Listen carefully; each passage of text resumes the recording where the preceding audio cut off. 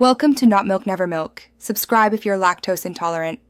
Start with the dressing, as it's the heart of a great Caesar salad. In this video, I will show you how to make Caesar salad.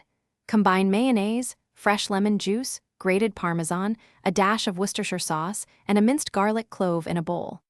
Whisk these ingredients until smooth and creamy. Taste and adjust the seasoning with salt and freshly ground black pepper. This simple dressing forms the perfect base for your salad.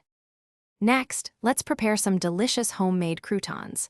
Cut day-old bread into 1-inch cubes.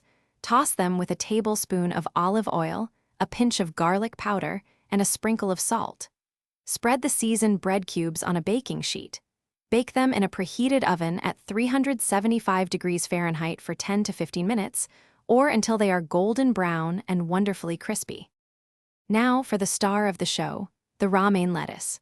Wash 1 head of fresh romaine lettuce thoroughly under cold water. It's crucial to dry it completely, as excess water will dilute your dressing. You can use a salad spinner or paper towels. Once dry, tear or chop the lettuce into bite-sized pieces and place them into a large mixing bowl, ready for assembly. Finally, it's time to bring everything together.